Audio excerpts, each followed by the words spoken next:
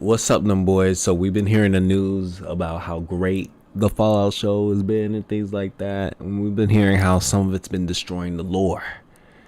Now we're here with your boy Synthetic Lame, Synthetic Incel. Oh my bad, Synthetic Man, and we're here to watch his review, the full review of the Fallout TV show. While doing this review, you know what I'm saying? I will be dissecting whatever stupidity he has to say. Okay, sometimes I zone out, I won't lie. And sometimes the audio is a little bad. I'm sorry about that. I love you guys. I hope you appreciate the video. Let's get into it. Rain off, and if you don't care about the Fallout franchise, which is the case for most of the people who like this show, then you could... Hey. If you're not a fan of this show, like of the series, like of this game, you can't watch the show. I'm not gonna lie. Like, I'm not gonna lie to you. I don't even know why you fucking thought you can partake in the series that gamers like, bruh. Are you serious? Not you degenerates. just consume this mediocre slop and not really think much of it. This is about as superficial as an adaptation can possibly be. It has a bunch of visual references, and that's really all it takes to get normies on board with your show. You can absolutely take a massive dump on the lore, especially of the original games in New Vegas. A lot of people are upset with the lore and things of that nature, you know what I'm saying? Oh my god, it looks like Shady Sands isn't there. Oh my god. You know the game still exists, guys. The games still exist. I still love them. I'm pretty sure you'll still love them playing them, even modded and shit like that. The show is in season 1, so they could expand on the lore that we are getting here, but who knows? Synthetic Man has said right here that they're getting the fucking lore wrong. They always get it wrong. That's fine, because most Fallout fans, if you can even call them fans, have only played Fallout 4, and so they don't care about the universe, they don't care about the characters, they don't even care about the theme, they don't even know what... I have only played Fallout 3. Let me take that back. I played Fallout New Vegas. I've been playing Fallout 3, and I finished Fallout 4 when it originally came out. I hate Fallout 4. I can't even lie. Maybe it's because of the base building thing, but I don't really like the base building thing. I mean, the mechanics are cool. I like the moving around and shit and shooting and shit. That gameplay is good, but in terms of like the actual like story and shit like that, that one was like probably the weakest for me. Not a bad game. Not a bad game, man. It's just not what it could have been. You know what I'm saying? But they made us wait a long ass time for what? What the theme is. People think it's about capitalism. The games literally tell you in the intro cutscene and the epilogue, war never changes. And yet somehow... Holy shit, they're adding capitalistic lore in the game. No way, it's not like there's lore like that in the fucking... Even in the one he quoted New Vegas, if you go to the terminals, he must not be reading the terminals. Because you can go to Robco's original place before it got bombed, and they're talking about all of that shit. Is he slow?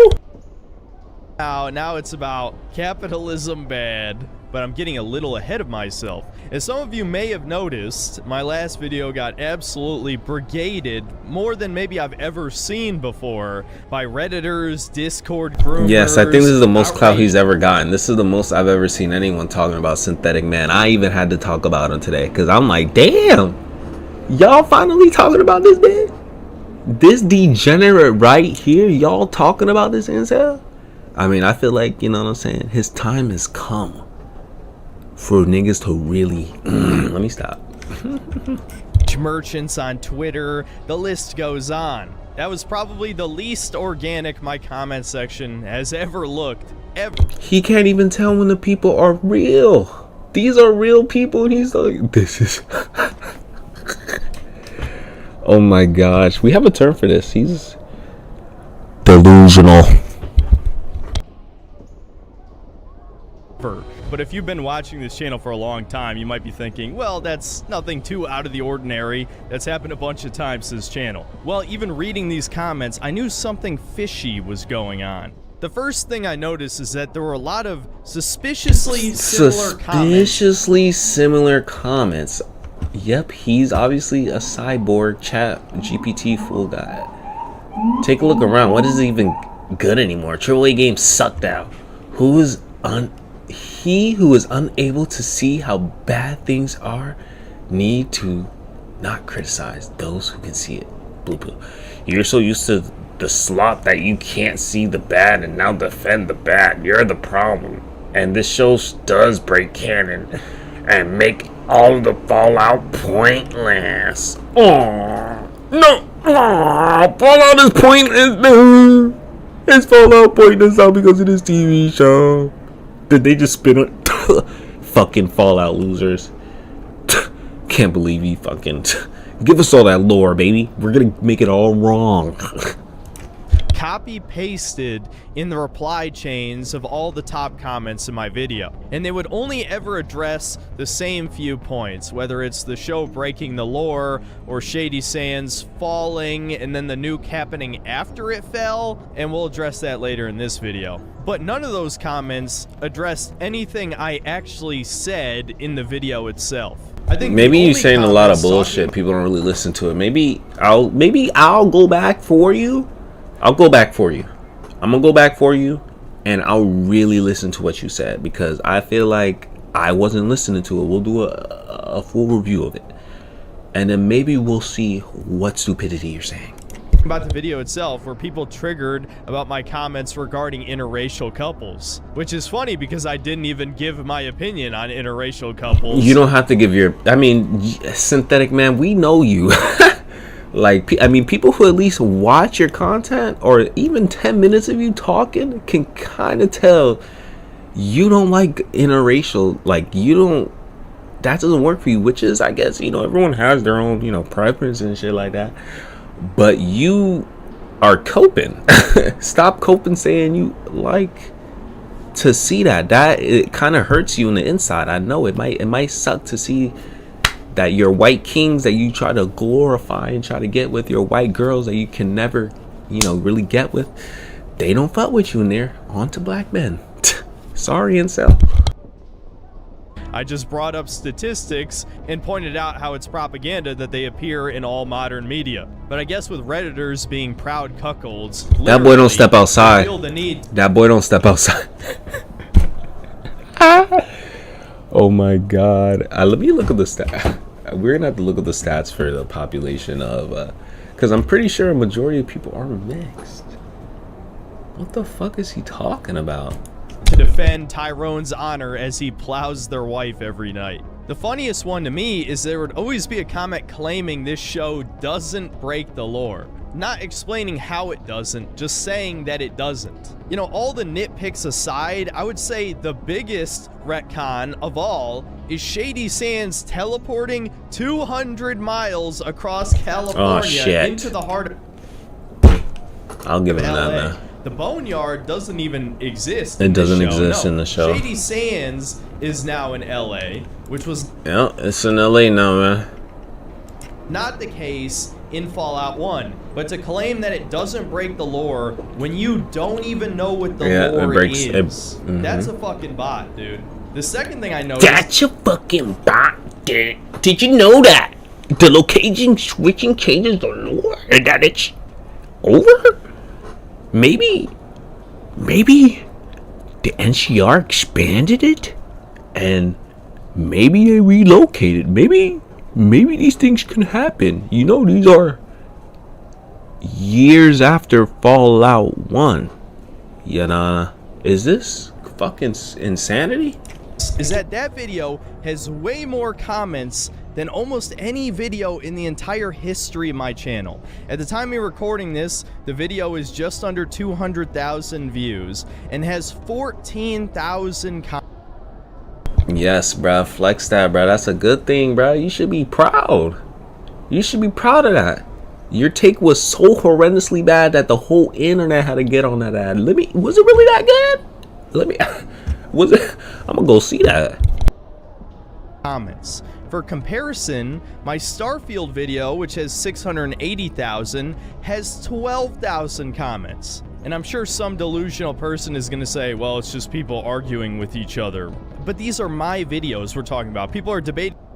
I don't think it's that as people arguing with each other for your Starfield video. It's that you have bad takes, but like, if it's a bad take on a game that people already thought was going to not be that well, you know what I mean? You're not really doing anything too crazy. But let's say a show is coming out and it's actually pretty good. It's surprisingly good. And then you're here shitting on it because, oh my god, it breaks some of the lore. Oh my god, there's interracial couples here. Oh my god, there's a person in the Brotherhood of Steel who might not be a guy. A guy. He might not be a guy. I might not be able to fuck him later. He's not a guy. Oh my god. But we'll get into that. Each other in the comments basically every time I give a negative take on a modern game. No, these are bots, actual AI chat bots that are being rolled out into YouTube comment sections. And so, suspecting these were bots, I wrote a pinned comment. And of course I was inflammatory, but this is me we're talking about, so that's besides the point. But in the comment, I said, let me tell you something. Let me tell you something. Damn, I have to go back, bro. My bad, bro. Fuck. Questions in the post. Well over 50 comments. Come on, man. Stop flexing. Any of the 3 questions in the post. And yes, some of these were just retarded. Let's read the post.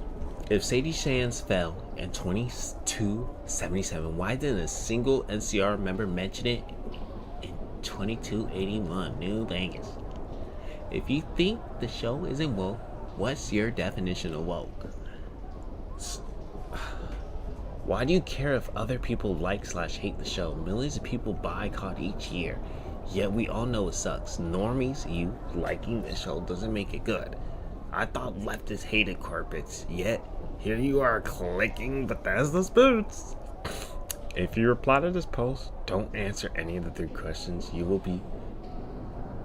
Oh, if your reply... I was about to say, well, you can't even respond to it. If your reply to this post doesn't answer any of the 3 questions, you will be blocked on this channel. Feel free to climb out it later. In your groomer Discord, New Vegas is a woke game. New Vegas itself is woke. They have...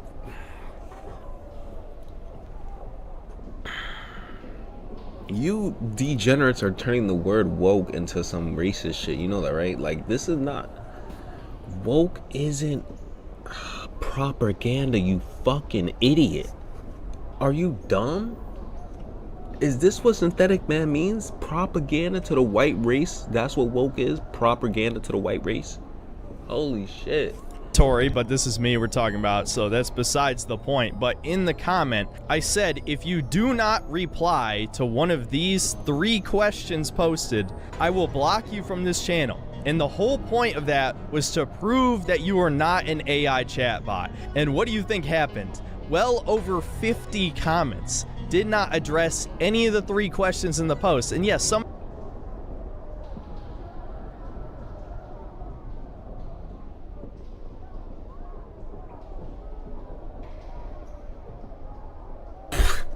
these were just retarded Zoomers or millennial Redditors who were trying to throw a gotcha in. But no, there were quite a few that are just straight up fucking chatbot responses that don't address anything in the post. These aren't bots, synthetic man. Corroborated by V, not the board, but the Romanian who's Sargon's buddy, you might remember from back in the day. He also confirmed he was debating with bots on Twitter. Yo, what is this essay that he wrote? You can write that long? Is that on Twitter? If you're a fellow noticer, you may have... What? That the new brigade by shills and leftist ideologies? He's a... Oh my god. Oh shit. He doesn't realize. You can check out the Archcast video reviewing the show. Their comments are full of bots. One thing I absolutely can't blame on bots, however, is the sheer number of people claiming I didn't pay attention to the first episode because I got a bunch of plot points wrong. Every single point I got wrong is because I only watched the first episode, which I stated in the last video. Yes, the show has this thing called plot twists. Did you want me to read a Cliff's Notes of every episode plot before I made the review? Are people not allowed to review just the first episode of a show? Look, I know a lot of the noticers in my audience are not the least bit shocked by this and probably don't. This one I can give him a little bit benefit of the doubt because I mean I'm pretty sure he did say, you know, it was only the first episode he was gonna do for the thing. But you did kind of say in that whole review that the show was gonna be doing all of that throughout it. So maybe that's why people got upset, because you were reviewing the one episode and you were alluding to the whole series was gonna be this after watching one episode. Don't really care that much, but this is fucking huge. AstroTurfing has gotten completely out of control at this point. I've seen plenty of paid marketers on other websites, especially on Reddit and 4chan, but if now YouTube comments, okay, now he's yapping, which there were many bot comments that he's still talking about the bots, bro. He's really this lost? He's lost. He thinks his view set's the only one, bro. He's crazy. Does that mean they're right? No, it doesn't, you fucking idiots. Call of Duty sells like 20 million copies a year, and we all know it's trash. So yes, there's know that Faith, who just more than people who can I'm skipping through some of it because he's talking, I don't know. Details. I don't really have time to let's go into the fucking review because you're acting like an idiot talking about other shit. Make this over an hour long, I promise you. So feel free to point out other things you hated about the show. I'm sure they'll promise you. This video will be over an hour long. Major details. I don't really have time to nitpick everything, and this video will be over an hour long. I won't have time to nitpick anyway. Spent the intro, right? A minute, okay? He spent basically 8 minutes complaining. 8 minutes complaining about the You're right. So it won't be an hour long of you reviewing the show. It'll probably be like 40 minutes of you skimming through these episodes and then giving your God honest review, because that's what you people do. And I'm not going to make this over an hour long, I promise you. So feel free to point out other things you hated about the show. I'm sure there'll be plenty I don't hit in this video. Without further ado, here's the rest of Fallout Season 1. Starting off with Episode 2, we have easily the worst episode of the show. It starts off where we see with the New Vegas. This is kind of interesting with the little, you know what I'm saying? I might have to steal that. There might be something good Synthetic Man is doing. Enclave scientist who spares a German Shepherd from incineration and takes it as his own. For some reason that is never explained, by the way, he gets access to this extremely important artifact that is the MacGuffin that drives the entire plot of the show. And in fact, after this scene, the Enclave never shows up again. Bro, there's a MacGuffin in every damn Fallout. You're playing a game where you take the platinum chip to some dude, he shoots you in the head, and you respawn from a robot and dock, and you have to go give him a platinum chip. That's the thing. The platinum chip's the whole thing. To escape from the facility, an auto turret shoots at him and misses every fucking shot as he's moving at 2 miles an hour. Look at how bad this looks. Just remember that. Yeah, I think it looks like that on, I think they did that intentionally because the turrets on Fallout 4 are ass. I think that's why they did that. They are ass. They're paying attention to this. Maybe I'm wrong. Maybe I'm reaching. The people actually like this show every time you see shit like this. In the next scene, we see Lucy explore the desert wasteland of California, and the Enclave scientist finds her at night conveniently and tries to explain to her that the wasteland is an inhospitable nightmare where the creatures there have adapted to become more lethal and she needs to adapt in kind. This is one of many scenes where it shows Lucy is incredibly naive about the state of the world and she needs to become hardened to survive here. Guess what? She never does. Next scene, we're back with Maximus, Damn, and she we never soon does. learn that the night. I think he's doing that. He didn't. Is he serious? I'm gonna wait until he brings it up, or potentially doesn't bring it up. But she does go through some shit and like that. You know what I'm saying? Her fingers get. He's serving under is a pathetic weakling asshole and probably also racist. Yet for some reason, the genius showrunners and Bethesda by extension thought it was a good idea to make the Brotherhood of Steel evil, arguably the most marketable part of the Fallout universe. They made incredibly unlikable. I'm sorry, buddy. I know you might like him. That might be some of your incel coming out, which is cool. Which is cool. You know what I'm saying? Brotherhood is still cool. You know what I'm saying? They're not loved even in New Vegas.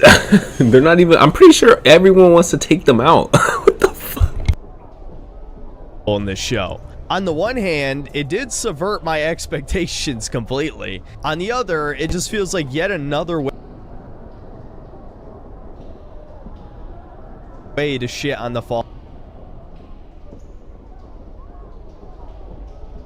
Fallout universe. And before some people strawman me, I'm not saying it's the like you Brotherhood don't of Steel remember. should be like Fallout 3 where they're all good guy knights or whatever. I'm completely fine with the Brotherhood being xenophobic isolationists who preserve technology. I think that's great. Unfortunately, they never do that in this show. No, instead, Titus is a mega pussy. He gets Yeah, but taken that's out by what a they fucking talking about the whole Yao Guai, a thing. guy- No one cares.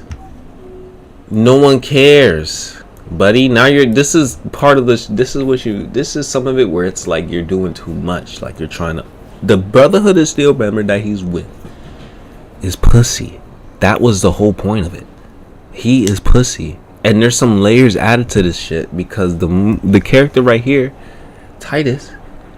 I mean, oh my god, whatever. Oh my gosh, now you got me forgetting this shit, man. In T60 power armor, taken out by a bear. And because he was an asshole, Maximus decides not to save him and then steals his power armor and pretends to be him. This is one of many moments where Maximus is borderline evil in this show. But I guess it's okay because the guy was a racist and he looks white. I do want to point out, he's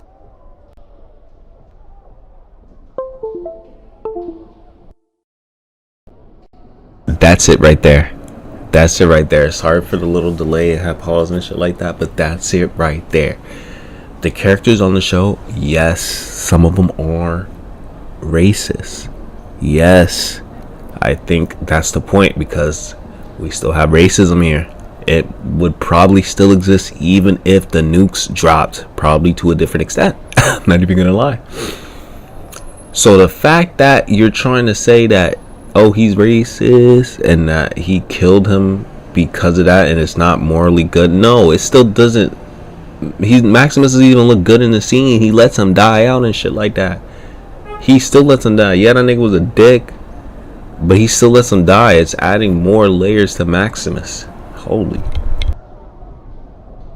not actually technically white, but I don't want to go into that. But of course, the question is, how the hell did Titus become a knight in the first place if you earn the power armor through acts of bravery? He was a complete pussy. But no, they don't explain it. And speaking of not explaining it, Maximus doesn't explain what happened to Titus. No, he just pretends that he died, and now he pretends to be Titus for almost the rest of the entire show. And there's no consequences for this, by the way.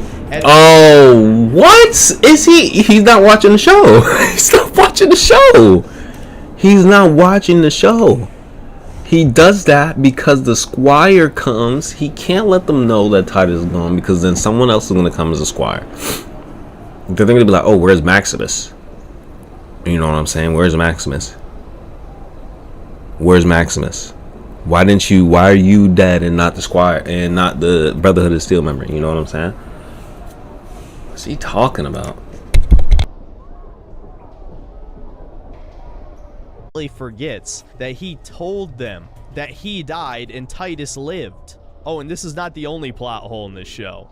In the next scene, we're back to Lucy, and we get a scene straight out of Borderlands where some idiot is living out in the middle of nowhere with no resources, somehow surviving, and he drinks all of Lucy's water. Haha, so funny, she should stop trusting people, but she keeps doing it. Haha, so funny. They have interesting characters. They have funny characters in the show. She trusted someone. She's so naive. Oh my god. She's good-hearted. That's probably the whole point of her role, that they're all good-hearted. Reclamation Day. Isn't she part of the 76 group? Hello? She's built to be like that. Why would she just, after one interaction, oh, okay. You know what? All people are bad out here. You know what? All people are bad. Maybe that's what happened to you, bro. And maybe one of the girls you were with shitted on you, called you a disgusting fuck, told you should probably shower and stop playing them damn games, you sweaty monk. And you didn't like that, and you just went ahead and put that on to every woman. Eventually, she heads over to the town of Philly that's actually located in a forest. I gotta say, this is one of the few things I kind of liked about the show. There's a settlement that isn't out in the middle of a wasteland. Whoa, he likes something in the show. What was that again? Hold on. That isn't out. I gotta say, this is one of the few things I kind of liked about the show. There's a settlement that isn't out in the middle of a wasteland with no resources like Megaton. And yes, there absolutely would be forests. Not only has it been well over 200 years, which is more than enough time for the radiation to be gone, but also it's not like every inch of the country was hit with nukes. So this actually makes a lot of sense. I kind of like this. You kind of like that. That's dope. He likes Synthetic Man likes that there's some vegetation out there. He likes that the outside looks real. It looks decent enough. The radiation levels are gone, you know, they should be a little bit lower, but he likes that. Even though Synthetic Man don't really step outside, he likes that the outside world in this show looks pretty good. That's pretty good. Hey, that's a good compliment. Really don't like is that Lucy comes across this shop called Ma's Rarities, and this old woman here explains to us that vault dwellers represent rich people and surface dwellers represent poor people. Again, this once again proves fans of the show haven't actually played the fuck. That's what the show is, introducing people to the show. I mean the series, my bad. The show has to do something that Synthetic Man, you probably can't even comprehend yourself. They have to bring in a new audience and still keep the ones who are fans of the original material satisfied. And honestly, I think they're hitting a nice little middle ground. Maybe not every single little detail is point for point, but maybe they are taking some creative liberties, because that's what you can do as a creative on a show that you're working on, for a series that you're working on, and expand on the lore. This is what the show is doing. They're not redacting anything. God. Games. Either that or they just conveniently ignore obvious propaganda right in their fucking face. No, Vault Dwellers represent a time capsule of the 50s retro future culture. That's why they're all so naive and friendly and neighborly, and they have to learn to survive in this inhospitable environment where everything's trying to kill you. Never at any point in any of the games is it implied that Vault Dwellers are rich people. The only vaults that maybe come close to that are the control vaults, and yes, it's set up that Vault 33 is a control vault, but it's not in reality. We'll get to that plot twist when it comes. The vast majority of vaults had horrific science experiments take place in them. I wouldn't exactly call that a haven for the rich. They're still, I think that's the point, dummy. They're outsiders. They wouldn't know what is going on in the vaults. Not even all the people in the vaults know it was going to be a controlled experiment. The people who got in there, even in Fallout 4. So of course the lady doesn't help her, but conveniently the Enclave scientist caught up with her, and he reveals that he knows all about Vault 33, and of course it turns out that he's the guy that she's looking for to find a way to get to her father. Of course, the Ghoul shows up, and we get half of a pretty cool action scene where we get to see Walton Goggins blow away a bunch of mercs. And actually, yeah, it's pretty cool. He's got some kind of shotgun firing, I guess, armor. I can't lie. It's pretty cool. But go on. Acting like there's only one. Go on. I know he's gonna bring that point up later. Rounds. And no, I'm not going to nitpick that. It's Fallout. Obviously, the guns aren't realistic, and Bethesda has proven time and time again they know nothing about guns. But it looks pretty cool, I'll say that. One thing that does kind of bother me about this scene is that for some reason, ghouls are now basically immortal zombies. If you don't shoot them in the head, they don't die. That is a pretty big retcon, and don't try to tell me it isn't one, because it's never been established that you have to shoot them in the head. Even if you don't think gameplay is canon, which I think is just absurd, but we're not going to get into that. This is clearly a retcon. Also, in the chaos, the ghoul stabs Dogmeat, and yes, I'll be calling the dog Dogmeat because Walton Goggins himself calls the dog Dogmeat near the end of the show, so might as well be. But don't worry, the dog doesn't die. Now, this is where the episode goes to shit again. Lucy gives this grand speech, which is pretty cringe, shoots the ghoul. Whoa, she's using her speech skill in this fucking game where you are supposed to talk. You can talk to people instead of just killing everybody. Whoa, that's interesting, crazy. Did it run through his mind that maybe her character build is charisma? Speech? Barter? Maybe she's decent at those other things, but maybe her thing is talking. The trank dart, we get an admittedly pretty good line.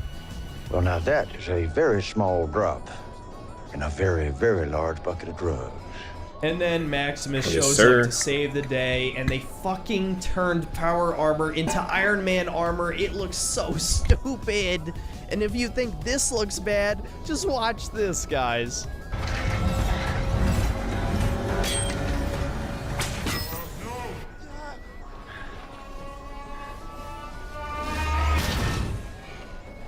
I'll give him that. That part right there, I'll give him that. Straight out of a That was a little film. like goofy type shit. But you know what I'm saying? You know what I'm saying? You got that synthetic, man. You got that. I might have to put a tally for every time synthetic man got one. I think we've been doing this for an hour, and the video's still an hour. He got one or 2 points so far. I fuck with it. He had a gun in a previous scene. It didn't break.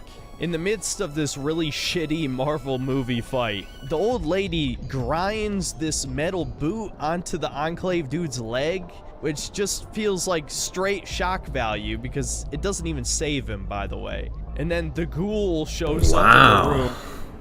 You can't do anything with this dude. Yo, if you do something, you put a boot on him where it can't heal him. It's for shock value. Duh. It's not even. Why do you even do that? They shouldn't have even killed him. Gives Dogmeat a stim pack, and now all of a sudden they're buddies. And of course, he uses Dogmeat to track down the Enclave guy. The episode ends back. Didn't he say that gameplay? Wasn't he saying that gameplay should matter in the story and in the show? And he said that he's upset that Dogmeat got used the stem pack and got healed up immediately. That's what. When you have Dogmeat in the game as a companion, he don't even die. He can't die. You don't even have to give him a stem pack. Y'all know that, right? You have to make it a mod or something for him to die or some shit like that. But you can play that, and he will never die. But you can give him a stim pack, and he will heal up immediately, from 0 to 100. In the middle of the desert again, the Enclave dude is starting to bleed out, and so he tells Lucy to chop off his head because the thing they need is in his head. Again, this is done purely for shock value and his idiocy. The thing in his neck does not need to be in his head to work, so they carry around a fucking rotting head for the entire season. Nobody thinks to dig the chip out of his neck. Dude, they turn Fallout into Borderlands. You're gonna see that more and more throughout this show. This is straight up fucking Borderlands cringe, unfunny garbage. And that's episode 2. Please don't compare this to fucking Borderlands. Oh my god, this is not even close to Borderlands. Give it a 3 out of 10. He sees a desert, he's like, Borderlands? This kid? Borderlands? And it isn't even lower than that is because Walton Goggins is pretty entertaining as the Ghoul, and honestly, he only gets better from here. Yep, Everything his boy else crush is starting to show up. Oh, there it is. There's his man crush. He don't like Maximus, but the episode was awful. I feel like if you have any standards for television at all, you would have stopped watching this show after this episode. It was that bad. Now on to episode 3. This show was episode 2 was that bad that you had more complaints in it than you had. Let me restate that. You had more compliments about this episode than you'll probably have in any other episode, right? You have more compliments about this, and you're saying it's the worst episode of TV. Do you just be yapping? Do you know what you're talking about? You would stop watching television after you still gave it compliments and you said it wasn't that bad and the acting was decent from your boy, from your crush. Flashback before the war, as we see more of the life of Cooper Howard before he became the Ghoul. It turns out he was in fact an actor for Westerns, and his wife is an executive at Vault-Tec. It's good to see even in the alternate future of the Fallout universe, we still have diversity hires in the highest position of power. Back in the present, we see that it's good to see that we still have diversity hires. Yeah, thank God you blacks are. Hey, thank God you're still getting in them show roles, bro. Let me tell you.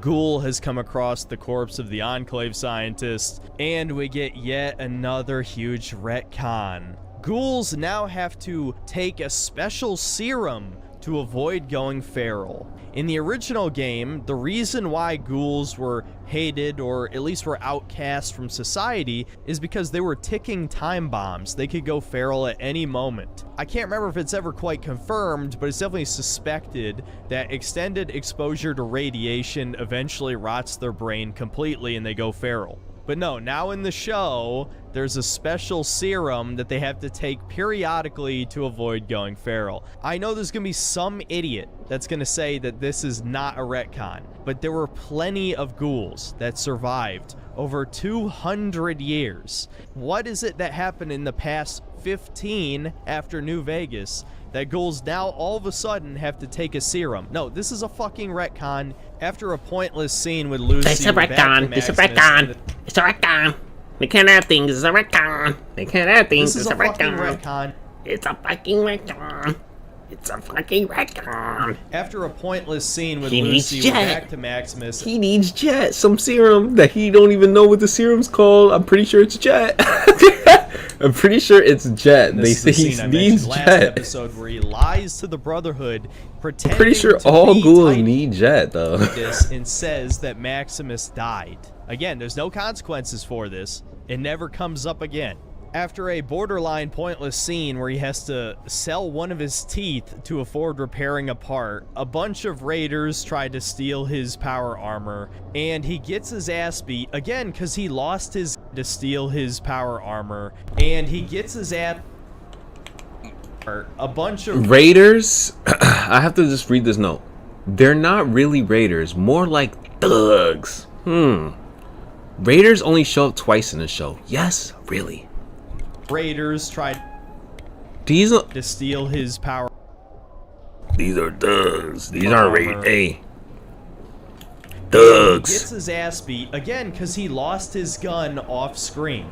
He does manage to beat up most of them, including crushing one of their heads with the power armor. And then the Brotherhood, which was pretty fucking sick. You can't even lie, but you won't say that. That's a black man doing that, so. of Steel arrives, giving him a new squire. And of course, it's one of the guys who beat him up in the first scene he shows up. And so Maximus, being one of our main protagonists, a hero we can all look up to, nearly crushes his fucking head. Dude, I couldn't believe this. Is he supposed to be a villain? Man, you can tell these guys got beat up in high school and this is their revenge fantasy. Yo. Delete. Because Maximus continues the cycle of bullying, doing exactly what Titus did to him. When we get back to Lucy... Wow, that's so interesting. It's like the character has some depth to him. It's like those people were bullying him and he does the same exact thing because now he's in the situation with power. It's so crazy. How can this happen? That's illogical. That wouldn't happen. I mean, I already know what Synthetic Man was doing. Them boys were beating his ass up, giving him wedgies, and he was just running, hiding in the toilet, and that's it.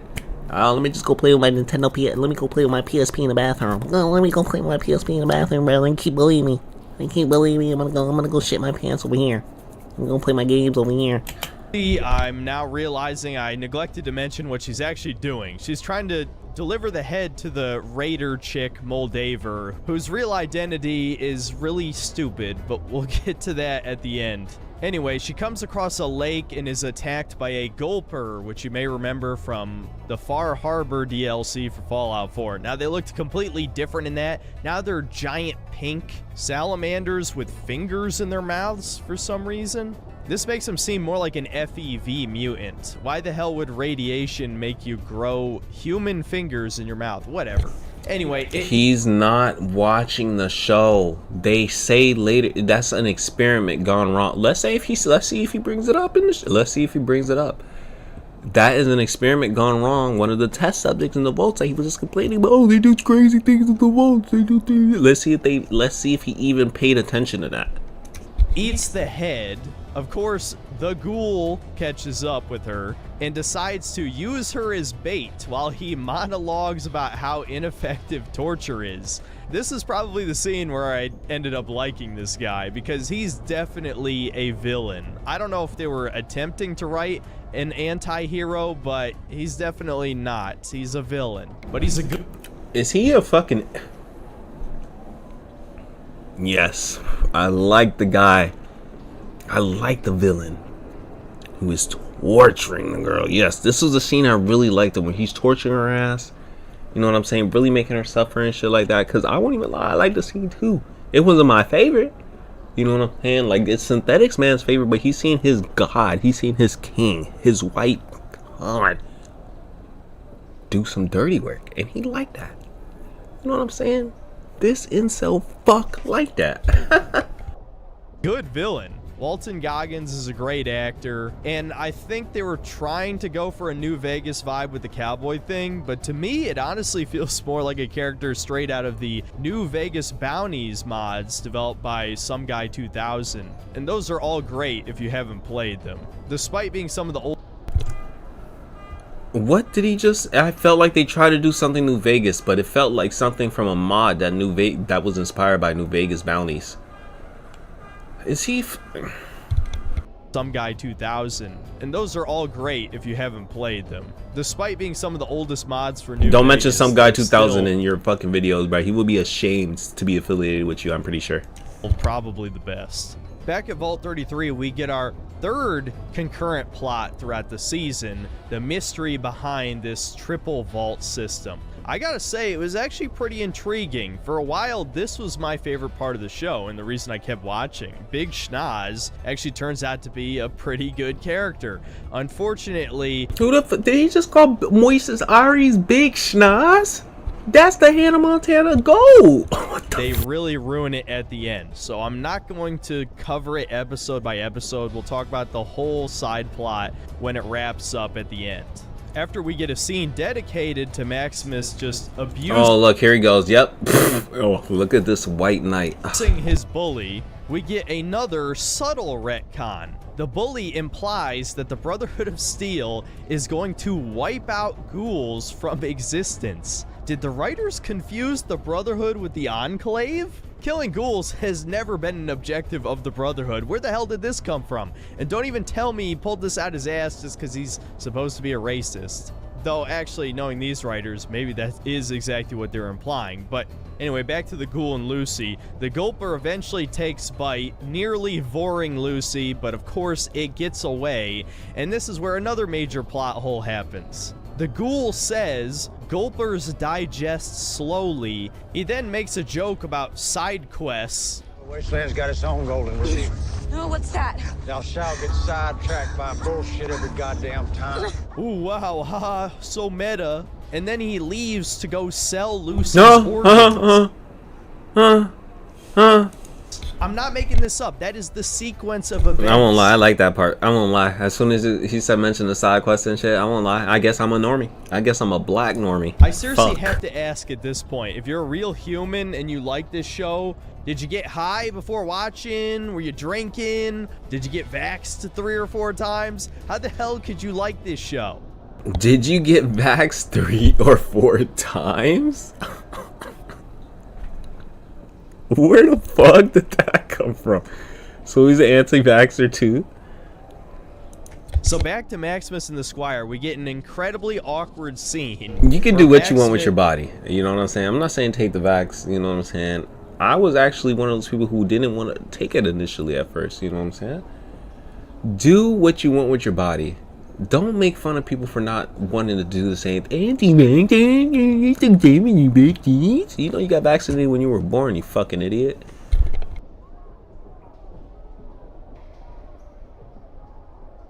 This gets the Squire to explain why he bullied him. But obviously, since he's still pretending to be Titus, he does it by trying to get him to say something horrible about him, and this somehow leads him to explaining that the only reason he bullied Maximus is because he himself was bullied until he showed up, and so he just redirected the bullying to Maximus. And so it's supposed to be this big like, oh, see, this guy's not so bad. And so then Maximus starts treating him better. Unfortunately, this goes in a really stupid direction later, but I actually kind of like this scene. It felt much more mature than the rest of this show, but it was handled somewhat poorly. Oh, and I know I said I wasn't going to bring up the Vault 33 subplot, but I do want to point out that a black guy... Bro, look, who I guess I'm not is- gonna lie. Whoa. Before he even gets into another thing, look how he's even playing the game. I'm sorry. This is how you know. Not saying that you can't play this way. Maybe this was his 80th million run because, you know, he has to make sure that everything in the lore was accurate. Guns, 92. Explosions, 75. Repair, 78. Speech, 16. Barter, 16. He don't play with any of the... I don't think he ever plays with the charisma. Speech. Sneak, 35. He don't go in there. Hey. No, look, all of these things that aren't upgraded, it's a lot of dialogue options. He just like to go run and gun. engineer, Which is says fine. that the water chip is That's what is good broken. about Fallout. You can play it any way you want to. And they never bring it up again. So that was just a completely pointless reference to Fallout 1. Which is funny because if you've played Fallout 1, you know that this show completely shits all over the story with all of the retcons. You want me to name another big one? The Master, the villain of the original game who was turning people into super mutants, was finding those people from vaults, and his headquarters was located near the Boneyard. It would have been in spitting distance of Vault 33. You're telling me that he never found this vault that was out in the open? He never managed to get inside and mutate all those people into super mutants. Speaking of super mutants, there are none in this show. The West Coast canonically has intelligent super mutants unless they all got killed by the Brotherhood of the Enclave or something. First season. Imagine putting the Deathclaw and everything in the first season. They didn't even put the geckos in there. First season. But no, they are never mentioned in this show. One of the most iconic things in the Fallout franchise isn't in the Fallout TV show. Okay, enough tangent. Yo, almost everything about the fucking damn games are iconic, alright, bro? The bat system, which you haven't even mentioned that she uses on her thing. I mean, the Pip-Boy, my bad.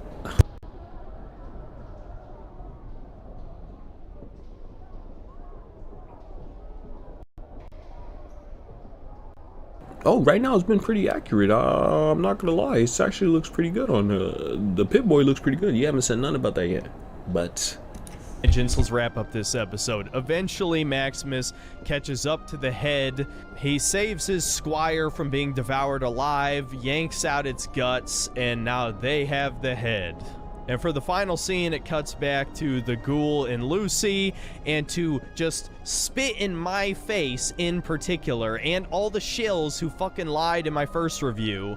The ghoul drinks water directly in front of Lucy.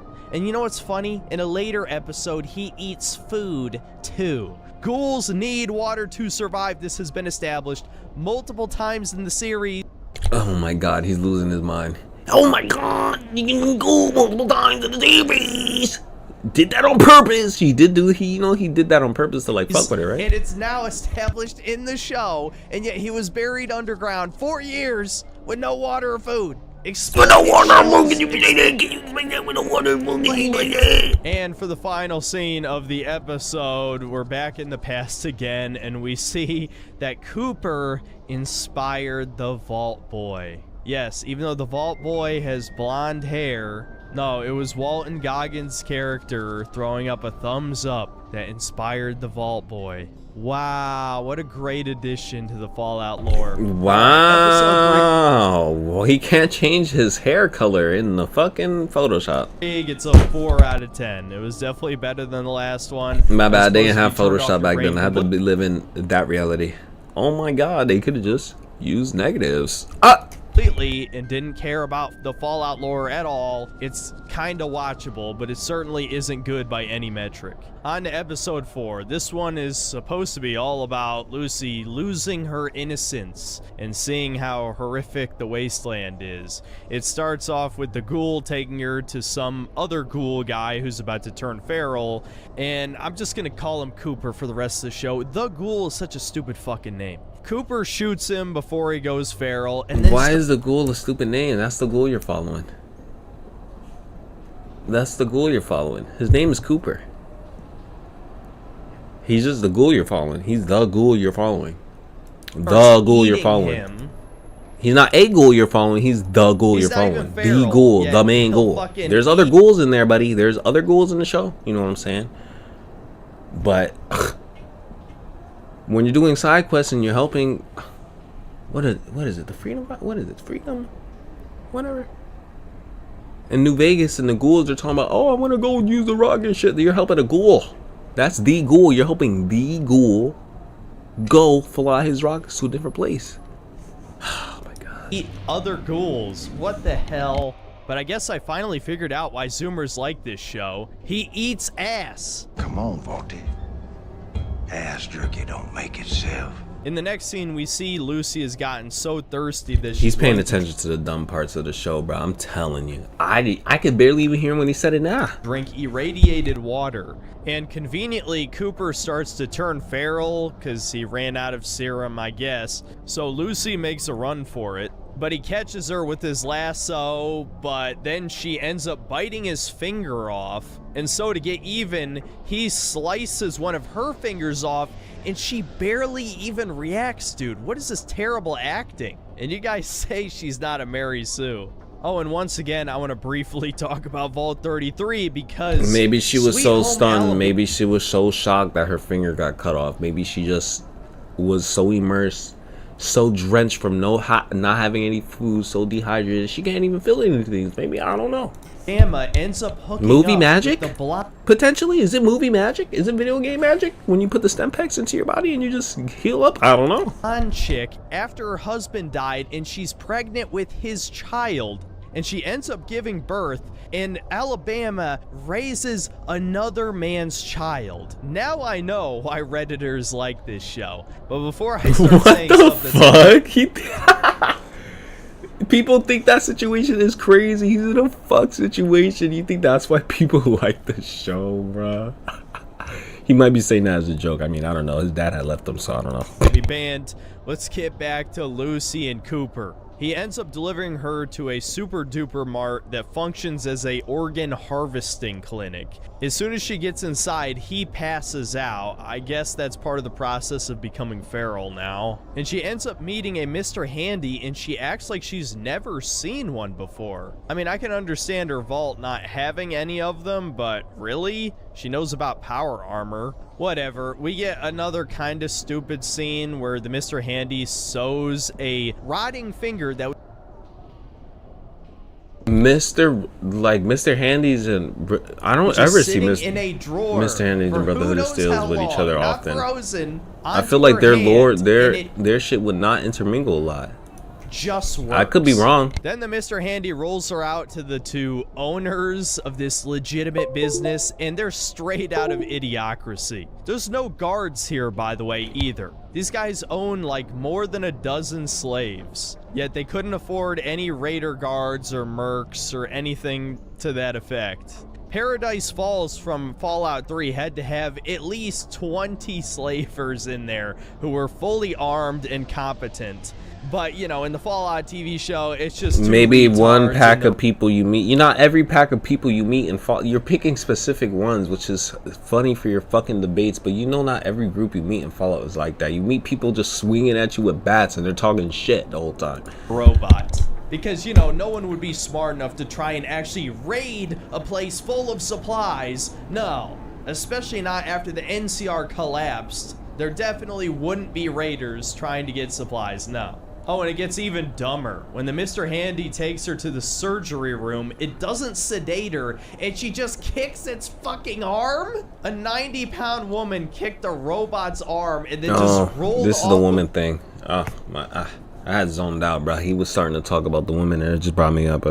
This is what these people like to do. A lot of sometimes these people who are watching the shows and things like that, it like boggles their mind that women are doing things that they potentially can't do sometimes, and so they mention their weight, what they will probably be doing in this situation. I don't see Synthetic Man getting out of a situation like that. He might get chopped up in bits and pieces. He thinks his survivor skills might be better than hers, but I mean, we've had women in TV shows like doing capable things for like years. Why is this starting to become a thing now, like where you woke people are starting to say that this is like a foreign concept? This is not a foreign concept. It might be foreign to you because you don't get women and you don't know how they interact. You just interact with women in video games, but in IRL, real life, a 90-pound woman could probably suplex your dumb ass, Synthetic Man.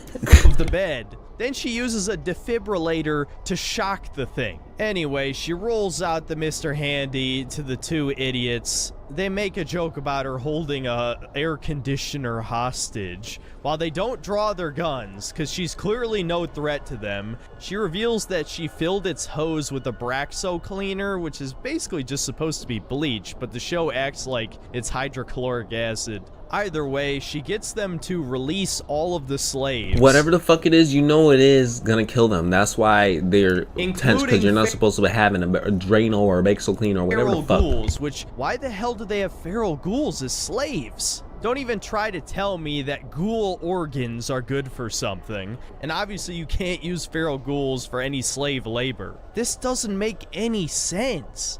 Did anyone watching this show Yo, they have feral ghouls in there, bro. Maybe we shouldn't go inside of their place. Maybe they don't have armed security because they have feral ghouls trapped inside of there, and they can just let them out whenever they want and they can kill us. Maybe that's why anyone has a... Oh, I think some Synthetic Man's brain has stopped working. Boost their brain. 30 more minutes to go. Holy. Whatever. The ghouls and the idiots manage to take each other out, except for one woman who's barely holding it together. Of course, she ends up going feral, and Lucy has to pick up the 10mm pistol from Fallout. Make sure to get your replica in the Bethesda store. You know what's funny? There was a bot that actually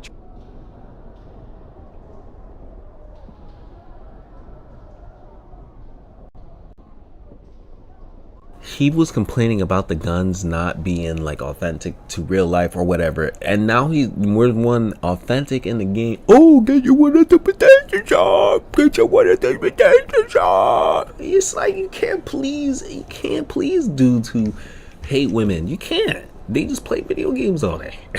Tried to say this show was made with love. This is games to them are the real life. You got to make sure that like when you're making these shows that you know that this is real life to them. This video game you see right here, this is real life. So if you have things that you can't, you have to take your creative abilities into real life shit and transmute the video game into real life. You're gonna have a hard time because some of these people right here, let me tell you, they'll be playing a video game, but they'll want the show to be so realistic. Is kind of crazy.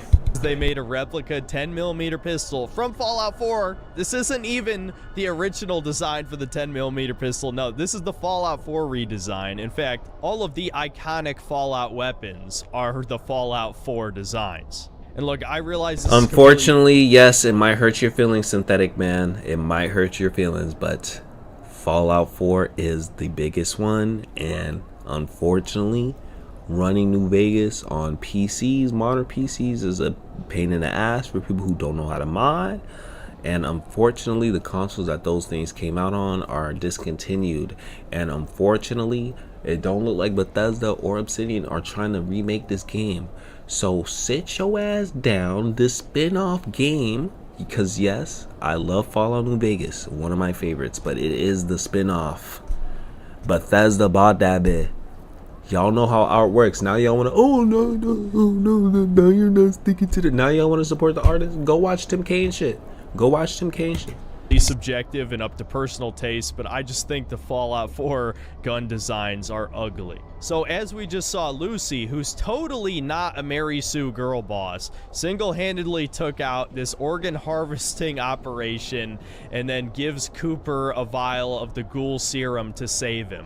After she leaves, Cooper heads inside and raids all of their supplies and watches one of his old cowboy movies. And I guess since he doesn't need the bounty from the Enclave guy's head anymore, he drops out of the plot for a while. And that's episode 4. Again, I'd probably have to give it another 4 out of 10. It was barely watchable. Again, this show is dumb as hell, but at the very least, Walton Goggins' acting is very entertaining to watch, but pretty much everything else about the show sucks. Now on to episode 5. The first scene in this episode is incredibly stupid. Maximus reveals to his squire that he's not in fact Titus, and so Maximus is like, listen, we got to get our story straight before we report back to the Brotherhood. I'll give him this. It is a stupid scene because Maximus stopped put too much trust in him. He put too much trust in him. I won't even lie, so I'll give Synthetic Man that. Another one. Synthetic Man, maybe the brain is working today. But no, the squire guy is like, they're gonna kill you. Why the hell would they kill him, especially if he hadn't lied in the first place? But even though he did lie, he could just say that Titus died honorably in combat, and so he had to take up the power armor to finish the mission. Why would they kill him for that? They're not even supposed to be here in the West Coast. They were eliminated by the New California Republic. And by the end of New Vegas, depending on who you sided with, they were either absorbed into the NCR or wiped out completely by like all of the other factions. That's really something I should have mentioned in the first video, but my point is, it doesn't really make any sense to bring them back just to make them look this bad. Anyway, Maxis, being clearly an evil psycho, stomps on the squire's foot, Hey, next time he says a point, bro, I'm gonna be right in there. I just ignored that one. it, and it looks horribly mangled when they show it later. But he manages to get behind him and removes the fusion core from the power armor, which of course the showrunner's doing zero research. Think that you get locked inside the armor when it runs out of power. Can you imagine in Fallout 4 if when you ran out of fusion cores, you just got soft locked? And don't tell me that's just a gameplay mechanic. That makes no fucking sense. Even in the dystopian world of Fallout, you don't think Someone would have brought up at some point that you get locked inside power armor if it runs out of power. Yeah, again, more bad writing and retcons, but no, the show never breaks the canon. The show never breaks the canon. I'm not an AI chatbot, I swear. Anyway. It's not that.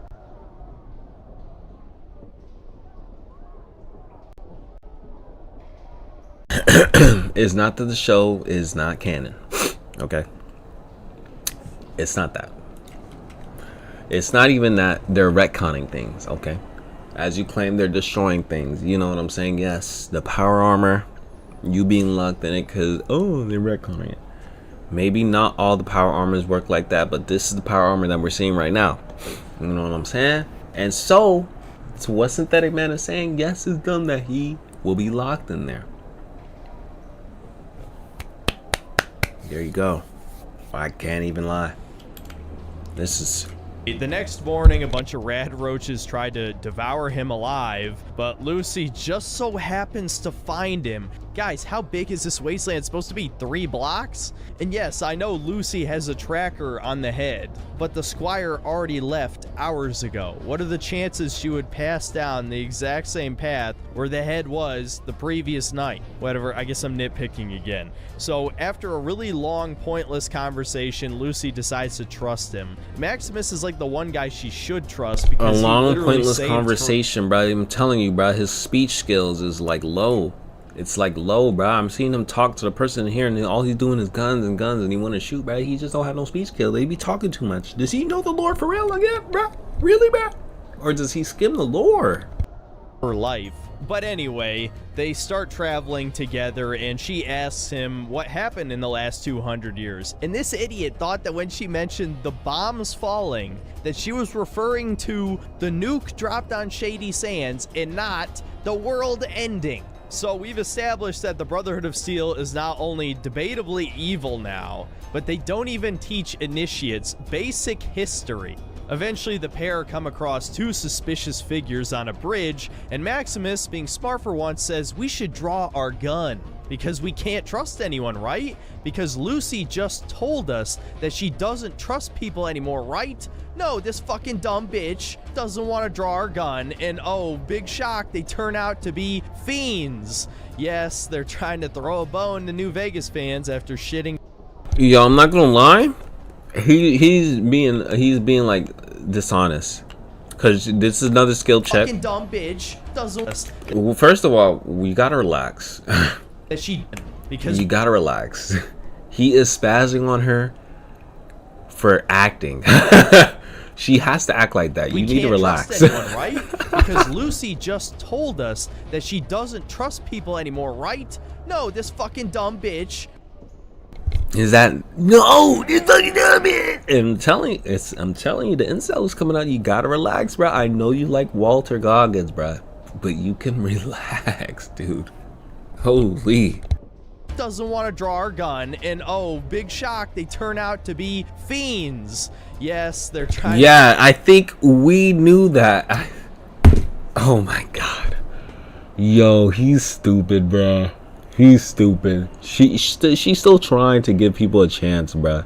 She's not gonna come out here and just start murking people, bro. You already know the game and the series, bro. You're coming in from the mindset of someone who already knows that, bro.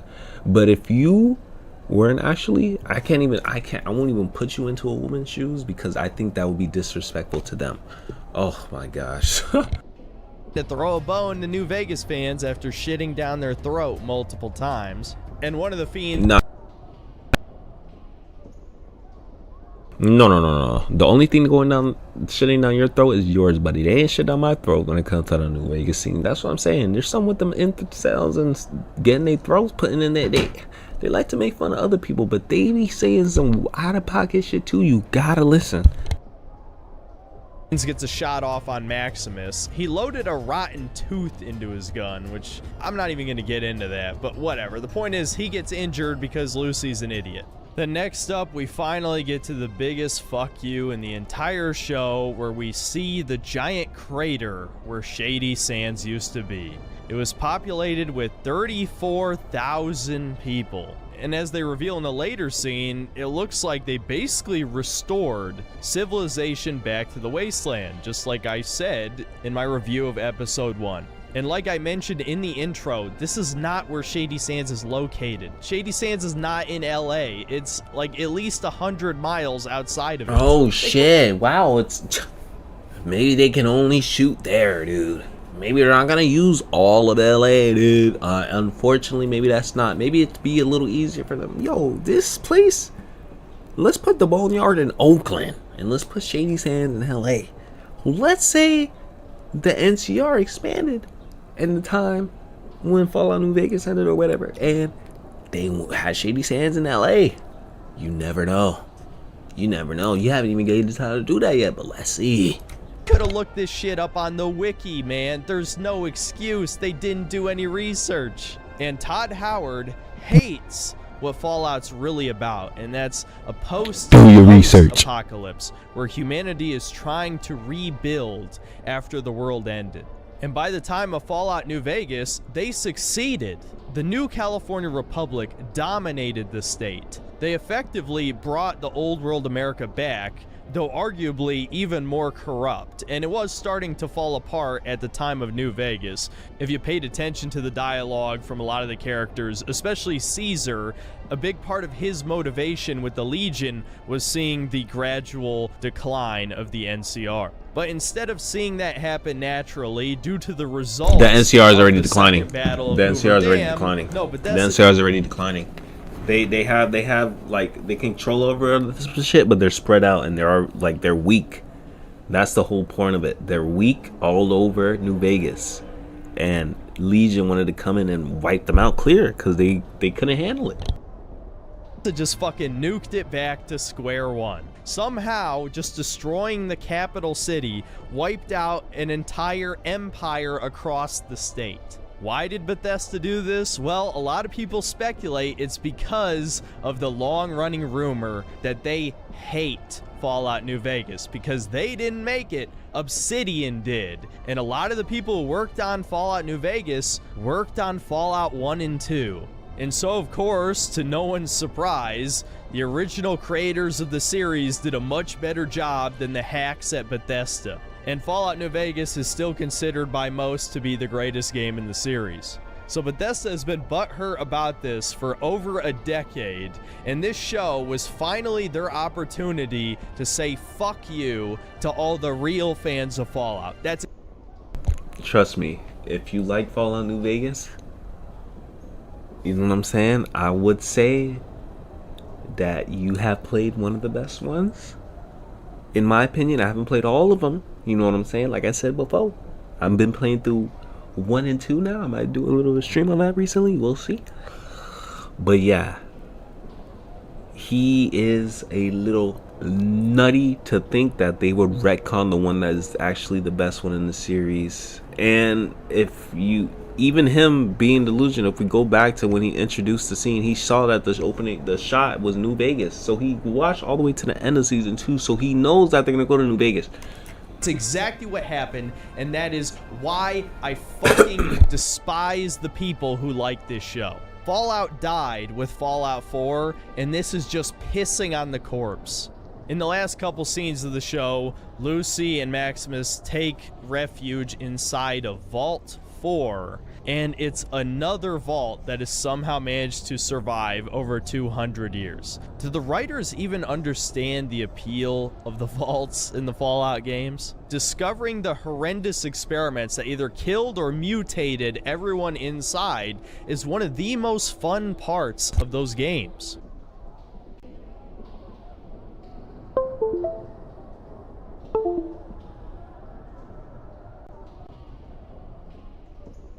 He only played New Vegas. You can tell. He only played New Vegas. You can tell. Because Vault 22, yeah, oh, that one's mutated and the plants are growing on and shit like that. But there's other vaults in there. In Fallout 3, you see another vault that's fully populated and shit like that. Like, what are you talking about? You go to other vaults and they're populated. Are you crazy? Not every single one, but they all have their own stories. That's kind of the point of the vaults, that they all have their stories, no? And while it's obvious that some experiments went down here, they subvert your expectations, I'll put it at that. And that's the end of episode 5. I can't really give this a real rating because I skipped about half the episode, since about half of it was what the vault. fuck? I mean, you could do that, right? You're allowed to do that as a reviewer. You can skip through the show and shit like that. I mean, you can do whatever you want to do. This man has more. Hey, 33 subplots. And I will say that half of the episode was definitely better, but showing where Shady Sands got nuked is such a massive fuck you to the real fans of Fallout that I can't really rate this in good faith. It ruins the entire series. Episode 6 begins with another flashback showing Cooper Howard advertising for the vaults. He's then approached by an executive named Bud, and they start talking about T-45 power armor, and apparently now there's a new fatal flaw with the armor that has never come up before. Definitely not a retcon. The show never breaks the canon, as the bots say. And of course, this is foreshadowing for one of the dumbest scenes in the show in the finale. We'll get to that later. I also want to point out that the T-51 is never mentioned in the show. In fact, did you know that China is never mentioned by name in the show? They only ever referred to them as the Reds. bro, Gee, we're not in good terms with China right now. You know that. You know that. Now you pushing it. Now you're pushing it, Synthetic Man. You know we're on not good terms right now. Apparently, we're not on good terms with them. They trying to ban TikTok. You saw what they were doing. They told him he was a Chinese Communist Party. They kept asking him, even though he's from Singapore. You already know America don't like China, bro. They'll do anything. That's a coincidence? Actually, to the morons who like this show, yeah, they probably do think it is. Anyway, this Corpo guy is incredibly obnoxious. The only reason he exists is a setup for a later twist, which is also stupid. The next scene is a corporate party at Cooper's house, and we get to meet the voice of Cogsworth and all the Mr. Handies. Then they talk about communists for a while, and we get quite possibly the dumbest theme of the show that keeps getting pushed from this point forward, that you can make a massive profit off of the end of the world. Now, if you don't take this literally, there is an argument to be made that you can make a lot of money off of selling the apocalypse, especially if you're a gun store. But that's not what they're going for. They are very literal with this, as you'll see later. Then in the next scene, we see a couple sheriffs have captured There'll be Cooper. like, I'm telling you, it's because he only plays with guns, bro. He might have only played this game three, 4 times, but just playing the same build. And they say they work for the government. Now, I thought this might be a setup for the Enclave to come back, but no, this is a complete nothing burger, as you'll see later in this episode. And now we're back to Lucy and Maximus again in Vault 4. I'm going to very briefly sum up everything that happens in this vault because it's complete filler. You could cut this entire part of the show out and lose nothing of value. But first, I have to show you quite possibly the worst dialogue I've ever seen in a TV show. You wanna have sex? You mean use my cock? Yeah. I don't know. That weird thing could happen. What weird thing? Well, it's just for some guys, not me. But for some guys, you know, when they make it move, it gets all big and hard like a big pimple, and then it pops. You know, they say it could happen to anybody, but it's gross. The Brotherhood of Steel doesn't teach kids about sex. This is what I'm saying. They're obviously supposed to be evangelical Christians who are probably also racist. This is so fucking transparent.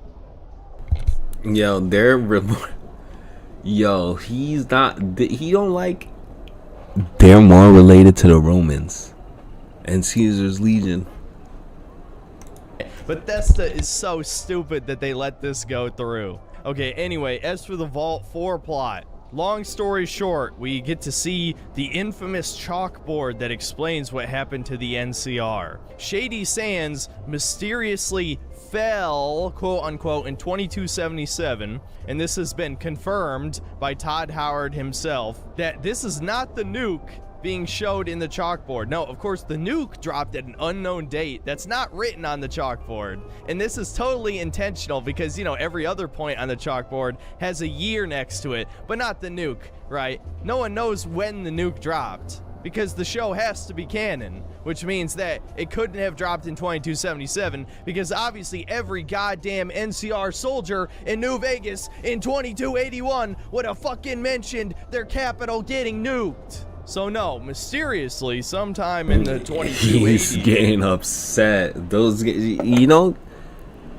it's like he's not going back and playing the game right now. Shady Sands got nuked, but before that, they quote unquote fell. Even though, again, not a single NPC in New Vegas describes Shady Sands having fallen, especially not, you know, Caesar, the guy who monologues about how the NCR is slowly becoming more corrupt and collapsing. No, he wouldn't talk about Shady Sands falling. No. It's almost like all the people defending this didn't play the game. Whatever. Anyway, I gotta move on. It's not that. It's just maybe they didn't completely retcon it, you dumb fuck. And they didn't put a date because they just want to leave it mysterious and not mess up Fallout New Vegas, potentially. They would have all been mentioning it. When they were making Fallout New Vegas, they not know they were making a fucking show for it, bruh. That's his own shit. You should be happy. I'm not gonna lie, we should be even happy that they're giving this one lore, bruh. Because I honestly thought they would just stick to 3, 4, 1, and 2. New Vegas probably shouldn't even be getting that much love, but people know that we love that one the most. So New Vegas is getting love, but you gotta, dude, gotta relax. So, of course, the residents of this vault, at least some of them, are mutants. The Overseer has one eye. There's a guy with a nose on his forehead. Of course, nobody ever brings it up because they have to build the tension like they're going to get captured and experimented on. Well, actually, no, they completely subvert your expectations. As it turns out, the original residents of the vault were mega evil Nazi scientists who did the weirdest experiments ever, including making a woman give birth to baby gulpers.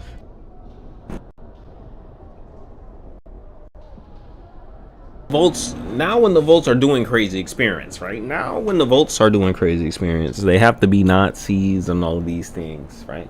I don't know if he's saying that in a way that's in a way that the Volt lore is good or is bad now, but now the thing that he was asking for, right? Oh, they were just doing weird experiments in the Volts. What are they talking about? They were just doing weird things in there. Now he's complaining about it. Let's listen. Who then devour her alive. But eventually the lab rats rose up and killed all the evil scientists, and now they just accept surface dwellers into their vault. And these surface dwellers have now become cultists for Moldaver. They worship her as some kind of god or some shit, and this is never followed up on, by the way. And as it turns out, Moldaver is actually from the past, and they don't explain that either. And I know what you're gonna say, and we'll get to that. But there's no reason why she would have been one of the people who was preserved. So this stupid waste of time subplot that adds nothing to the story ends with Maximus stealing their fusion core, possibly killing all of them, getting in his power armor, beating the shit out of people for no reason except for humor, and then when they leave, Lucy convinces him to give them back the fusion core so they don't all die. And this is over the course of 2 episodes. Yo, I'm not gonna lie, this one right here, this guy right here, he is disingenuous as fuck, bruh. I can't even lie, disingenuous. He wanted a whole thing with the Volts to be about experimentation. They gave him 2 episodes with it. They give him a little break in between. I'm pretty sure they split it up. They put the one with Moises Iris in there, you know, the one that he called Big Nose. He did all of that, and he's still gonna sit here and say fucking wasted the audience's time so hard with this one. Anyway, you see what I did there? You see what I did there? You see what I did there? Episode 6. Next scene, we get yet another flashback where we learn that Cooper's wife is just straight up evil. Not only do they not allow dogs in the vault for seemingly no reason, but she also emotionally manipulates him into believing that she's the victim for him going off to war and possibly dying, experiencing untold horrors. He probably has PTSD, but no, she's the victim because she had to wonder if he would come back. I'm not gonna lie, yo, this is really telling. He's probably never actually been in a relationship. Not saying that this is a good thing, but if you actually have been in a relationship and you understand emotions and women, sometimes it does tend to be like this. You know what I'm saying? And if you're a real nigga and you know what I'm saying? Sometimes niggas be taking L's off that shit. You just gotta chalk that up as an L, bro, because you know how she started crying. Back home alive. He wouldn't know that. He wouldn't know the experience of being with a woman. He only knows it through a video game, and it's kind of sad, bro. Damn, I feel bad for you, bro. Would you have turned out like this if you had gotten some love, bro? Oh my god. Kidding me? This is Hillary Clinton all over again. Back to the present, we get another kind of pointless scene. Admittedly, it was Hillary cool, Clinton all over again. What the hell? What was Cooper that for? is taken in front of the president, who's basically just a warlord who decided to call himself the president because he wants to restore law to the waste again. And Cooper sews his finger back on. I guess ghouls can just heal without radiation now. Cooper ends up taking responsibility for shutting down the organ harvesting operation and also admits to killing multiple people in Philly. I'm assuming this is so they don't find out about the chip in the Enclave scientist's head. So then we get a kind of cool scene straight out of a Western where he kills both of the sheriffs. Then over the course of 2 different flashbacks, we get to see that Moldaver not only is from the past and survived all the way to the present with no explanation. No, she wasn't frozen. Not only that, but she was the leader of a company that was discovering how to That's the one thing. Hold on, I gotta seize. create cold fusion, an unlimited energy source, which of course Vault-Tec bought her out because obviously capitalists don't want to end the resource war. And yeah, that's episode 6. I told it largely out of order. Yep, yeah, you did. We know that. But basically what I'll give him a point of that. That is one thing they don't really say throughout a lot of the show, or they don't really explain it. Maybe they'll explain it in season 2 because the show was already greenlit for a second season. So, and we saw them going to New Vegas. So hopefully, you know what I'm saying, they won't keep retconning more. But anyway, we seen that she is in the past and in the future, but they didn't explain it. But throughout the show, they're saying that they put the people in vaults to freeze them. She wouldn't be one of those people to use the vaults. So it's like, what happened? Did she end up using it? Did she manage her way in there? But I feel like that would have been a thing. But they don't really actually build on that, which is, I'll say that, yeah. But that's because 6 and 7 might as well have been a big 2-parter. So I'm not going to rate this one. Let's just go to episode 7. At the start of episode 7, we see 2 prospectors wearing NCR Veteran Ranger armor. And no, they don't explain it. This is purely just a visual reference to try and appease New Vegas fans. Not to mention, that's like the cheapest looking costume probably in this whole show. I've seen cosplays better than that. At least the scene becomes cool afterward as the ghoul is waiting for them. Cooper explains I think it's because they're getting closer to New Vegas that the Ranger's there. I know he's a little slow and shit like that, and he forgot what they're doing. You know what I'm saying? They are traveling to, well, they're trying to get in the head to her. The further they travel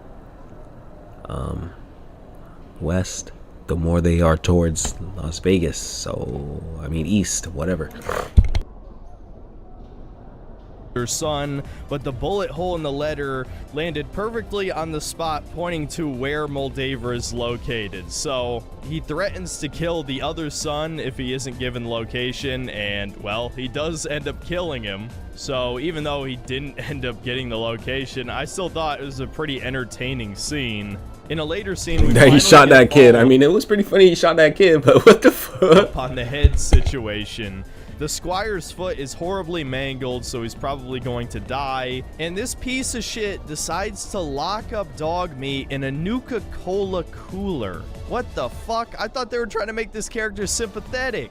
Then in a much later scene, No, they weren't, White Knight. That's what you're not understanding. That's what they weren't trying to make him sympathetic. They weren't trying to make him sympathetic. He snitched on Maximus. He was gonna. That his whole mission right now is to go snitch on Maximus. Are you fucking yo? he comes across the snake oil salesman that was saved in episode 2, which I'm not even sure if I even mentioned that in this review, but who gives a shit. The point is, the guy has a magical serum that gives the guy magical regeneration powers. And in a later scene, they imply he's turning into a ghoul. Why didn't they just make it the forced evolutionary virus? Again, I brought this up earlier, but there's no super mutants in this show. But if that was a vial of FEV, that would have made perfect sense why his foot regenerated. Him turning into a ghoul doesn't make any. I don't know, whatever. This whole part was stupid. Moving on. Eventually, Cooper just so happens to come across the Red Rocket so he could save Dogmeat. Over hundreds of miles of wasteland he could have explored. He somehow knew exactly where to go to find Dogmeat and save him. And then we get possibly the most Borderlands scene of the entire show, where Lucy and Maximus finally catch up to the Squire. He shoots at them and misses every fucking shot, which they just turn into a joke. Then he steps over a tripwire trap that shoots a crossbow bolt into his neck, and he lives. And this is the part where they imply, oh, he's turning into a ghoul, because now you can only kill ghouls by shooting them in the head. Not a retcon, though. And then the dude just hands over the head. Doesn't matter if Maximus tried to kill him multiple times. No, they're buddies now. And Maximus now decides he's gonna betray the Brotherhood for seemingly no reason. They're not buddies. They're not buddies. He's not even. Lucy the real head, and he takes a smashed up head back to them with no plan. And then we get the most unintentionally funny moment in the show. Our two heroes kiss. I can't even fucking say it. I can't even get it out, guys. I'm losing my fucking mind. Oh shit! Oh shit! Oh shit! Why did the black guy? They're kissing on my screen. No, Frank, I can't even get it out of this. And this is gonna be my new reaction image every time I see propaganda. Okay, I've calmed down. And yeah, before I get banned, let's just wrap this up. Episode 7 actually ends with... This is sick, bruh. This is sick. This is propaganda to him, bro. This is propaganda to him. That's propaganda to him, bruh. Are you serious? This right here is propaganda? Brotherhood for seemingly no reason. He's so spazzing. He gives Lucy the real head, and he's intentionally funny moment in the show. Look at our two heroes kiss. Like, this is killing. This is that. It's that funny. You really this is propaganda? You've never seen this before? Has he? You really never seen? Have you stepped out? You really haven't been on side or seen, like, interacted with people who are mixed at all before? Or this isn't serious, right? Is this propaganda? Huh. That TVs is starting to incorporate more of what's happening in the real world. It's propaganda. But back when shows only showed whites and blacks in a negative light, it wasn't propaganda. Interesting, huh? This is a nice take. Synthetic man. Really funny moment in the show. Our two heroes kiss.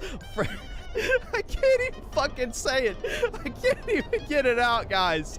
I'm losing my fucking mind. This is gonna be my new reaction. This is sad. Every time I see propaganda.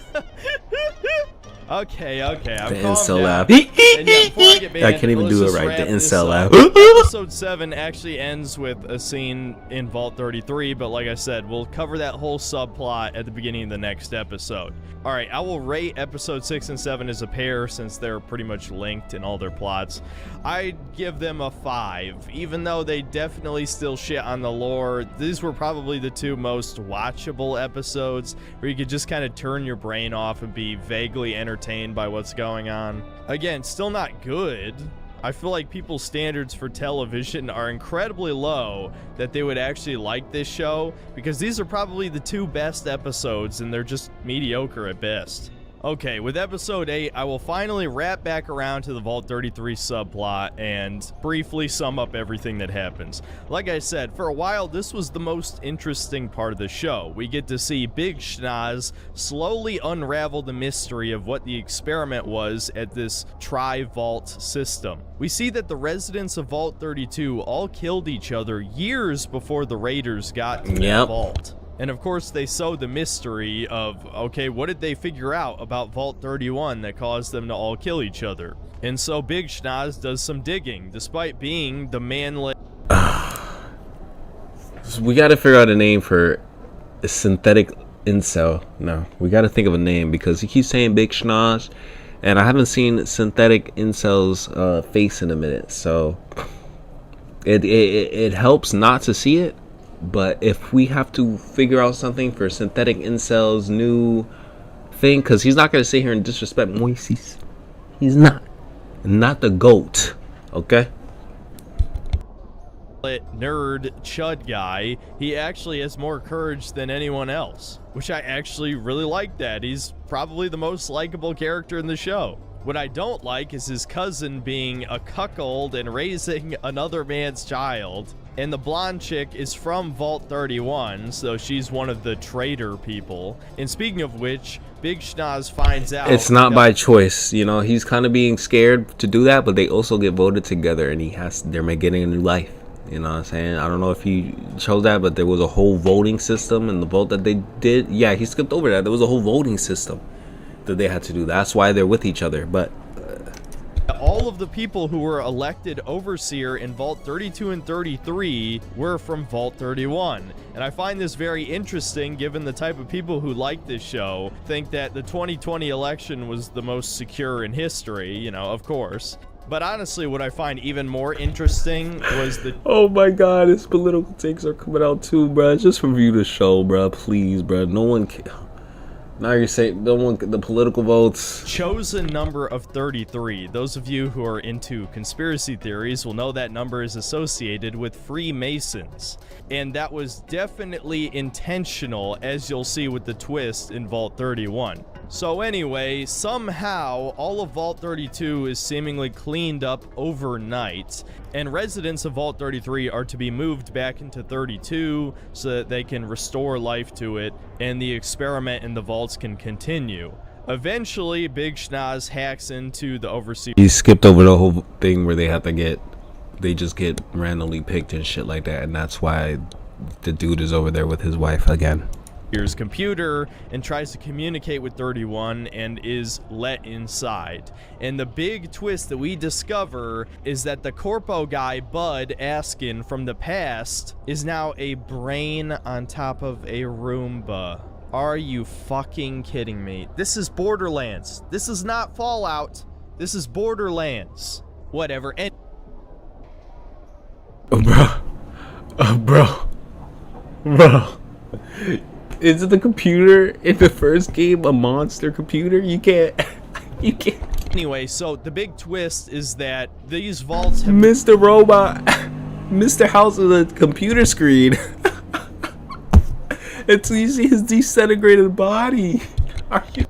Not been operating for 200 years. They've been bringing people from the past out of cryostasis. Yes, this is another vault as cryogenic freezing. No, that wasn't just an experiment in Vault 111. No, apparently it's also in Vault 31. So Lucy's dad turns out to also be from the past. That's all the Vault 33 subplot was leading toward. What a fucking disappointment. Anyway, back to episode 8. we see Maximus getting interrogated by the Brotherhood of Steel. No, they don't bring up that he impersonated Knight Titus. That plot point completely forgotten by the writers. But they do discover it's the wrong head, obviously. And he's about to be executed, but then the She-Man saves him by admitting... Oh, yeah. He's tight. Nah, he's tight. The trap in her own... You can't even tell. Yo, in the show, you can't even tell. Right here, you can't even tell. I hate this show. Anyway, so now we get to the big climax where the Brotherhood of Steel flies over to Moldaver and her band of raiders slash ex-NCR members.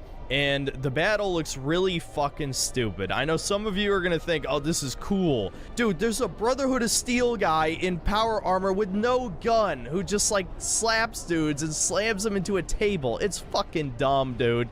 And it only gets fucking dumb, dude. It's fucking dumb. Even though in Fallout you can fight people with melee weapons, it's fucking dumb, dude. They have a power fist in there. It's fucking dumb, dude. Synthetic Man knows. He knows the lore exactly. He knows what's going on. And he makes a comment about a fatal flaw with T-45 power armor, and he wonders if T-60 fixed the flaw. Of course it didn't. So he just shoots them all in the weak spot and kills them instantly. This show's so dumb, it's unreal. This is basically a Marvel movie. No, actually, that's an insult to Marvel movies. This is a DC movie. Marvel movies suck. You know that. Marvel movies have been sucking recently. This guy is just coping with himself, bro. I know what it is, man. I know what it is, man. After summing up this video, hearing everything Synthetic Man has had to say, he's had one girlfriend, two girlfriends maybe in his life. I'll give him that, maybe two. And I'm sorry that they had to deal with it. You know what I'm saying?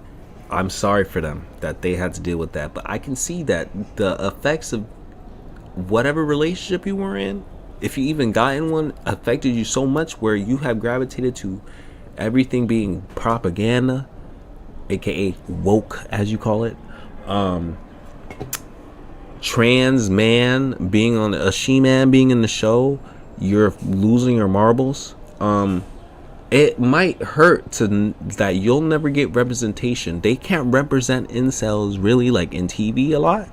But and once I find something, a show for you, Synthetic Man, I got you, bro. There should be something about a show for you. There should be something out there for you. There's a specific niche that would hit your market. Movie climax. But believe it or not, it actually gets worse because Lucy is also here, and she learns that her dad is the one who nuked Shady Sands. Okay.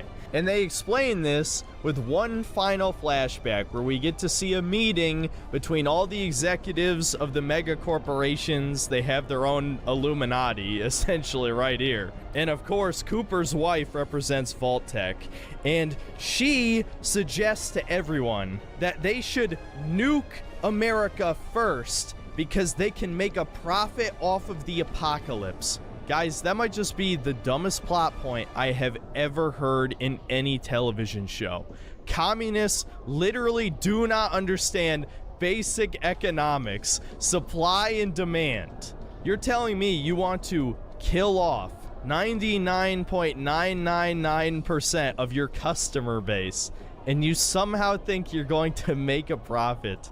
They've established Vault-Tec is a $1 trillion company in this show. They don't explain what they sell. We might as well just say they're Amazon. That's honestly a better headcanon than anything else you could explain. They also retcon Mr. House and make him to be an idiot. Shut up. He said this is not true.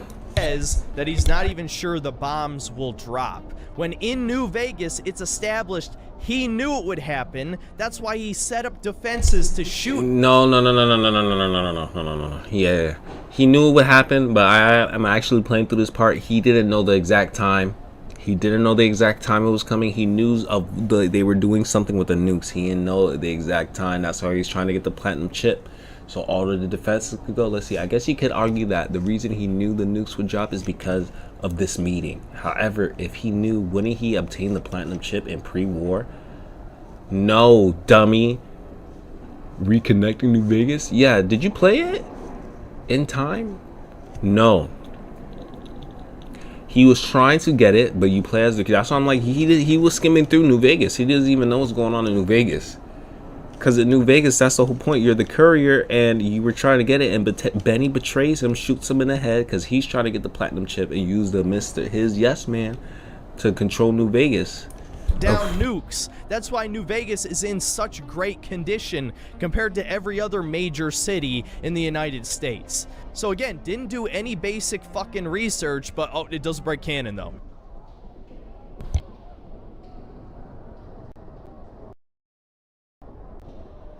Buddy, you didn't do your research. I can tell. It doesn't break canon though. And man, they make this black woman so cartoonishly evil. On top of wanting to genocide the human race, she straight up says to the other executives of these companies that you can have some vaults and run whatever experiments you want in them. And that's how they explain all the crazy shit that goes down in the vaults. Holy fuck.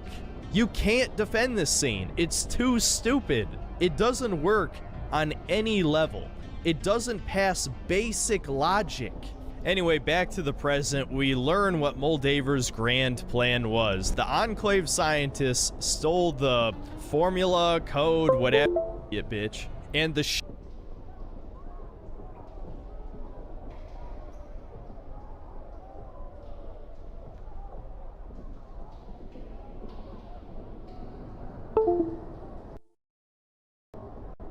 Alright, he wasn't really saying anything like too more important. It was basically ending the show, bro. I can't even lie. I sat through a lot of it. We basically made this video be long as fuck. Is there any point to having a real conclusion? I hopefully gave you enough insight into why he's a bit of a freakazoid. This is an hour and 19 off this recording, and I recorded some before. So Synthetic Man, I'm doing you a service. I'm giving you a real deep dive review. I really deep dive review your shit. I skipped the last 5 minutes. You were getting a little crazy with the insults. You getting a little degenerate. But I had to leave. Yeah, so we'll see. Hopefully you can get some help. Or you'll keep just playing the games in your mom's basement, because everyone says that's where you are now, in your mom's basement. I'm assuming that's where you actually are located. You've probably been doxxed, so they know. Just get help, man. Please get help. Not everything you see with interracial couples is propaganda. I know it might hurt your feelings. I think it's propaganda because you try to get with a black woman and she dubbed your ass because you probably stank from sitting in that gaming chair all day, and she needs someone who's clean, a man that's going to be clean and do her stuff. He could play the game and shit like that. He can still play the game, but he knows that his ass stank. He got to go take a shower. Thank you guys. See you in the next one. I'm sure this video already dragged on way too long. Bro, I was about to end it, but listen to this stupidity, dog. Level. Some of the most diverse casting I have ever seen, and I believe there's 4 interracial couples in this show as well. Not to mention Lucy is arguably a Mary Sue, and there's plenty of women in positions of power. They made a black woman not only like the lead executive of Vault Tech, but also a genocidal maniac. So were leftists the real racists all along? That's certainly worse than anything I would ever write. But really, the worst thing of all is that it just craps all over the original games. Yeah, so in summary, it looks like Synthetic Man can't stand seeing black people or interracial couples really in his television shows. Really, is gonna retcon it. If they're not pharaohs, if they're not ghouls, or they're white, it's a little too diverse for him. It needs to be all whites. Please stop having like lore of like racism and bullying and shit like that. That doesn't really happen. Black people, if black people were in power, genocide, they would nuke. Nah, let's not have that, bro. And that's a little like I don't even think those people can comprehend that. Anyway, I'm out.